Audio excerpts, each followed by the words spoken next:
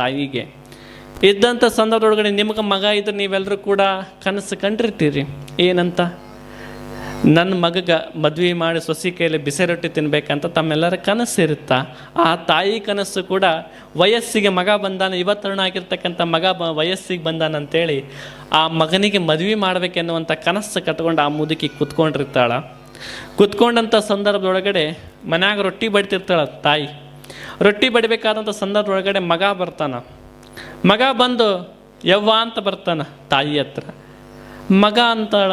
ಅಂದ ತಕ್ಷಣ ತಾಯಿ ಅಂತಾಳ, ಏನಪ್ಪ, ಏನು ಬೇಕಾಗೈತಿ, ಯಾಕೆ, ಏನು ಹೇಳಕತ್ತಿ ಹೇಳಿ. ಇಲ್ಲೇವ್ವ ನನಗೊಂದು ಸಂಕಲ್ಪ ಆಗೈತಿ, ನನಗೆ ಒಂದು ಸಂಕಲ್ಪ ಆಗೈತಿ ಅಂತ. ಅಂದ ತಕ್ಷಣ ತಾಯಿ ಏನು ಸಂಕಲ್ಪ ಆಗೈತಿ ಅಂತ ಪ್ರಶ್ನೆ ಮಾಡ್ತಾಳೆ. ಅವಾಗ ಅವ ಅಂತನ, ಇಲ್ಲೇವ್ವ ನನಗೆ ದೇವ್ರನ್ನ ಕಾಣಬೇಕಂತ ಸಂಕಲ್ಪ ಆಗೈತಿ, ಭಗವಂತ ಹೆಂಗದನ ಅಂತ ನೋಡುವಂಥ ಸಂಕಲ್ಪ ನನಗಾಗೈತವ್ವ ಅಂತ. ಅಂದ ತಕ್ಷಣ ತಾಯಿ ಕನಸು ಹೆಂಗಾಗಿತ್ತಂದ್ರೆ ತನ್ನ ಮಗಗೆ ಮದುವೆ ಮಾಡ್ಬೇಕೆನ್ನುವಂಥ ಕನಸಿತ್ತು.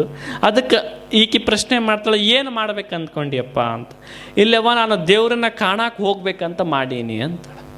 ಅಂದ ತಕ್ಷಣ ತಾಯಿ ಒಂದು ಮಾತು ಹೇಳ್ತಾಳೆ, ಆಯ್ತಪ್ಪ ನಿನಗೆ ಚಲೋ ಸಂಕಲ್ಪ ಆಗೈತಿ, ಅಂತಿಂಥವ್ರಿಗೆ ಯಾರಿಗೂ ಈ ಸಂಕಲ್ಪ ಆಗಲ್ಲ, ನಿನಗೆ ಒಳ್ಳೆಯ ಗುಣ ಬಂದೈತಿ, ನಾನು ದೇವ್ರನ್ನ ಕಾಣಬೇಕಂತ ಹೊಂಟಿಯಲ್ಲಪ್ಪ, ಆಯ್ತು ಮಗನೇ ಹೋಗಿ ಬಾ ಅಂತ ತಾಯಿ ಹೇಳ್ತಾಳೆ.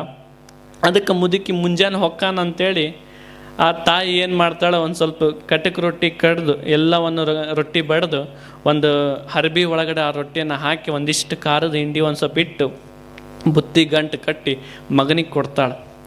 ಮಗನಿಗೆ ಕೊಟ್ಟ ತಕ್ಷಣ ತಾಯಿ ಒಂದು ಮಾತು ಅಂತಾಳೆ, ಯಪ್ಪ ನಂದೊಂದು ಸಂಕಲ್ಪ ಐತಿ, ನಂದೊಂದು ಬಯಕೆಯನ್ನು ಈಡೇರಿಸು ನೀನು. ಅಂದ ತಕ್ಷಣ ಮಗ ಅಂತಾನ, ಏನವ್ವ, ಏನು ನಿಂದು ಏನೈತಿ ಹೇಳವ್ವ ಅಂತಂದು.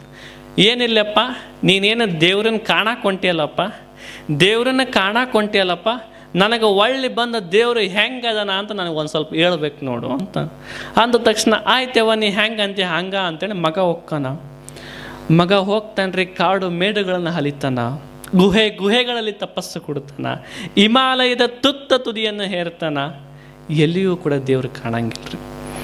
ಸಾಕ್ತಾನೆ ಮೈಲಿಗಟ್ಲೆ ಸಾಕ್ತಾನೆ, ಎತ್ತ ನೋಡ್ರೂ ಕೂಡ ದೇವರು ಅಂತಕ್ಕಂಥನು ಗೋಚರಿಸಲಿಲ್ಲ, ಕಾಣದೇ ಇಲ್ಲ.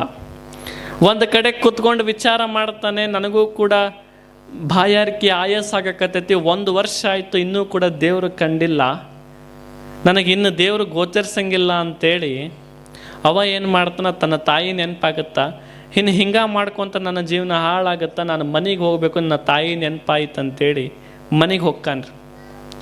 ಸಾಯಂಕಾಲ 6 ಗಂಟೆ ಆಗಿರ್ತೀರಿ. 6 ಗಂಟೆ ಆದಂಥ ಸಂದರ್ಭದೊಳಗಡೆ ಮಗ ಮನೆ ಬಾಗಿಲ ಹತ್ರ ಹೊಕ್ಕಾನ. ತಾಯಿ ಏನು ಮಾಡ್ತಿರ್ತಾಳೆ, ಈ ಮುದುಕಿ ಏನು ಮಾಡ್ತಿರ್ತಾಳಪ್ಪ ಅಂತಂದರೆ, ದಿನ ದೇವ್ರ ಫೋಟೋ ಮುಂದೆ ದೀಪ ಹಚ್ಚಿ ಪ್ರಾರ್ಥನೆ ಮಾಡ್ಕೊತಿರ್ತಾಳಂತ.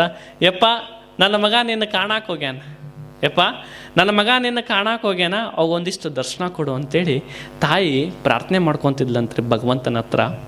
ಮಾಡ್ಕೋಬೇಕಾದಂಥ ಸಂದರ್ಭದೊಳಗಡೆ ಮಗ ಅವೆಲ್ಲವನ್ನು ನೋಡ್ತಾನೆ.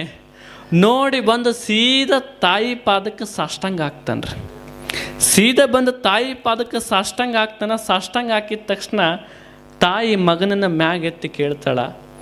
ಹಿಂಗೆ ನೋಡಿ, ಯಪ್ಪ ಬಂದೆನಪ್ಪ ಅಂತಾನ. ಹೂನವ್ವ ಬಂದೆ. ಯಪ್ಪ ನಿನಗೆ ದೇವ್ರ ಕಣ್ಣೇನೋ ಅಂತ ಫಸ್ಟ್ ಪ್ರಶ್ನೆ ಮಾಡ್ತಾಳೆ. ಯಪ್ಪ ದೇವ್ರ ಕಣ್ಣೇನೋ?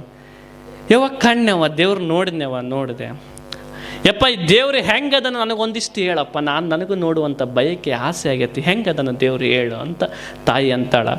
ಅಂದ ತಕ್ಷಣ ಮಗ ಅಂತಾನ, ಯವ್ವ ನಾನು ಕಾಡು ಮೇಡುಗಳನ್ನು ಹಲಿದೆ, ಗುಹೆಗಳಲ್ಲಿ ತಪಸ್ಸು ಕೊಡುತ್ತೆ, ಹಿಮಾಲಯದ ತುತ್ತ ತುದಿಯನ್ನು ಕೂಡ ಏರಿದರೆ ಎಲ್ಲಿಯೂ ಕೂಡ ದೇವರು ಕಾಣಲಿಲ್ಲ.